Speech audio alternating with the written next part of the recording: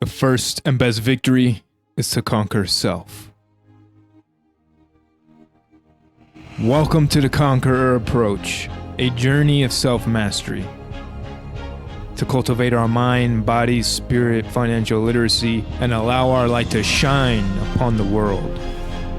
Brought to you by me, your host, U.S. Navy submarine veteran and entrepreneur, Musa Mikkel. Let's conquer.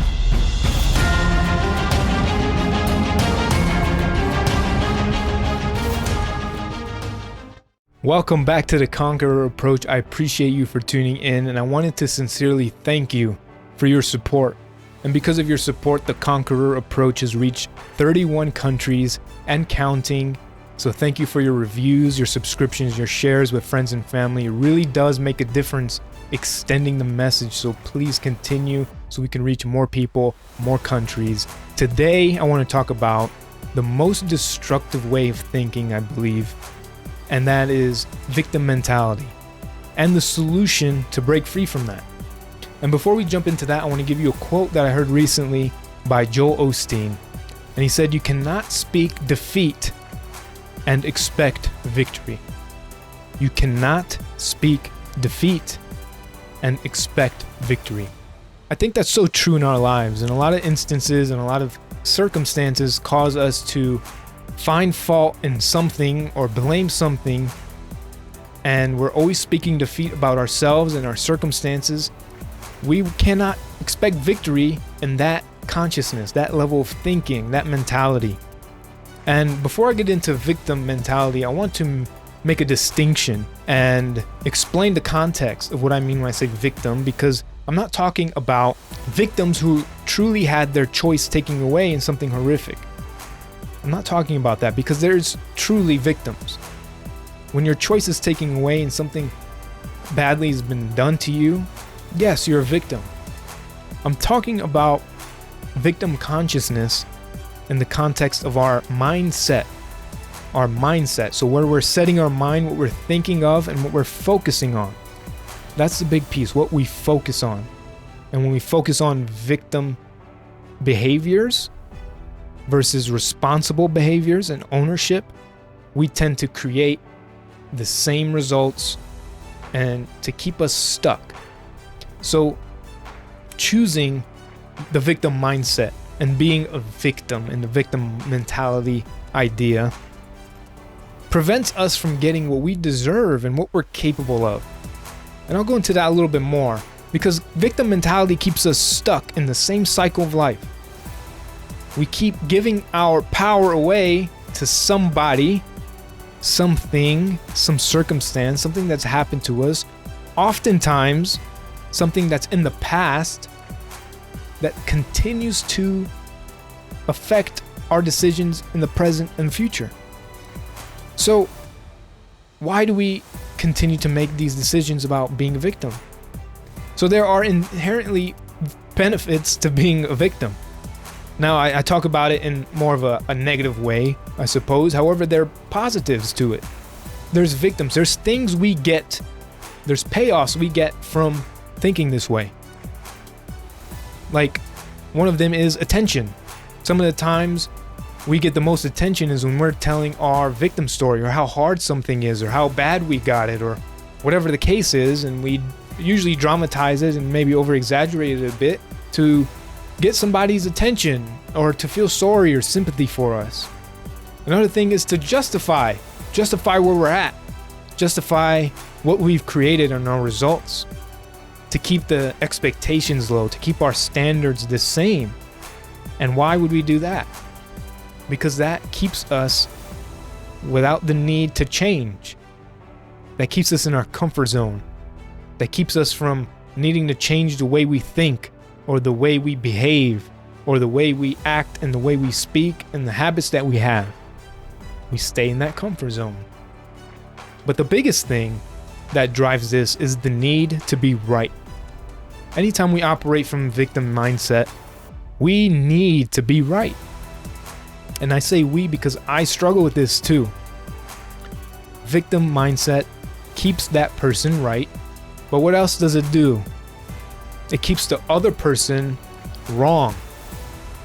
So what costs do people pay for always needing to be right?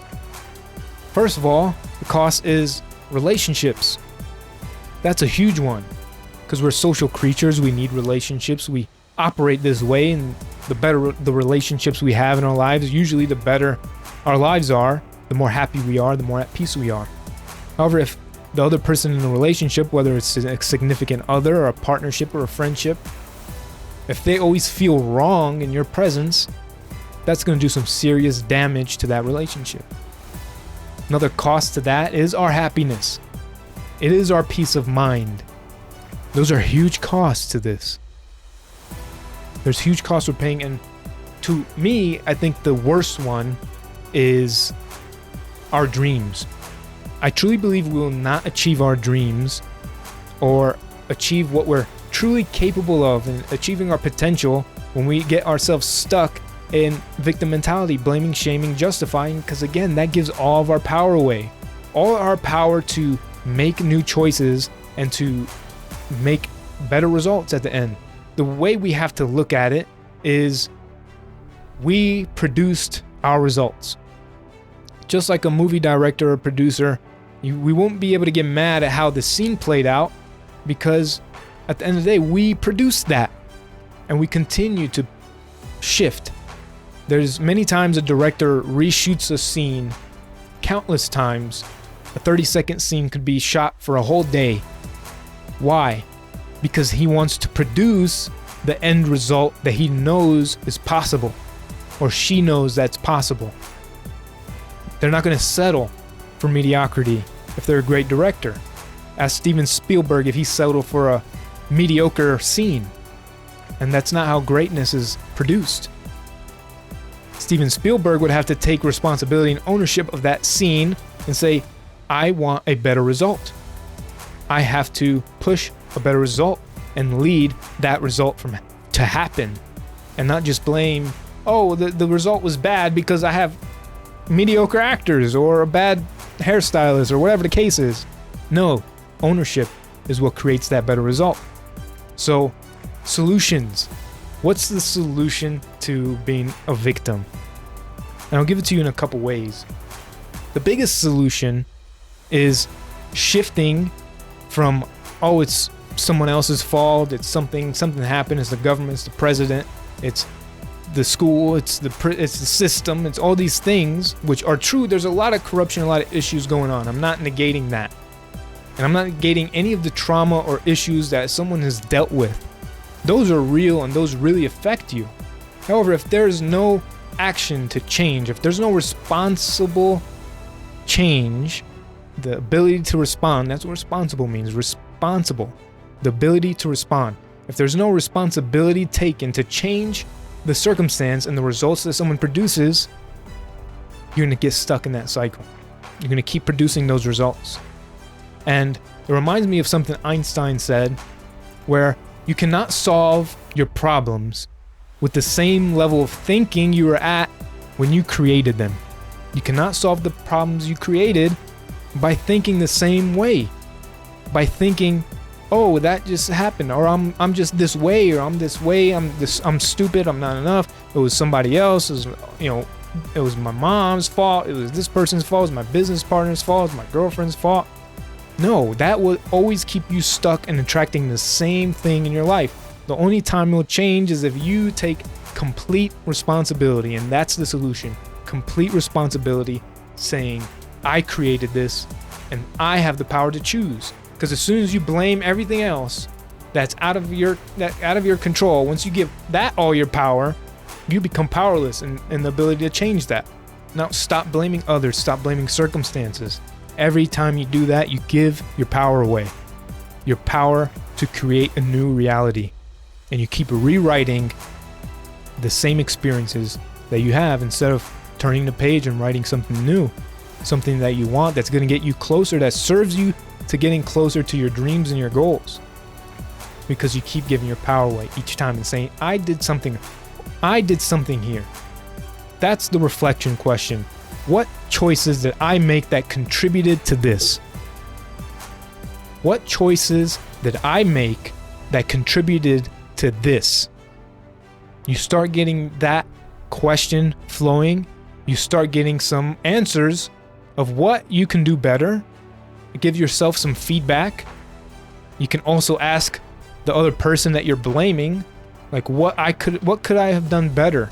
Or what could I have done to help you not do this, or not cause me pain, or not make the decisions you made? What could I have done to help this? What could I have done to support you? Those are some key questions. Now, taking responsibility gives you the power. Again, I want to remind you that being responsible gives you the power to choose a different outcome and a different result. Don't get stuck blaming and shaming and justifying, because that gives your power away. And when you give all your power away, you give up your dreams, your happiness, your peace of mind, and your life. And don't do that. And I want to leave you with one thing before I'm done here, and that's a book by Tim Story, a mentor of mine, The Miracle Mentality. And he goes into some great details of getting out of that mindset and shifting to a miracle mindset, a mindset that produces magic in your life instead of being stuck in mundane madness. So check it out, The Miracle Mentality. Thank you for tuning in. Much love. Musa Mikkel, out.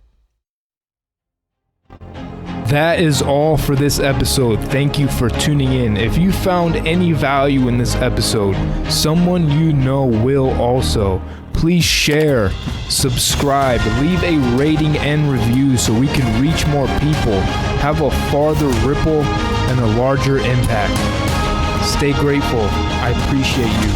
And remember, you are a conqueror.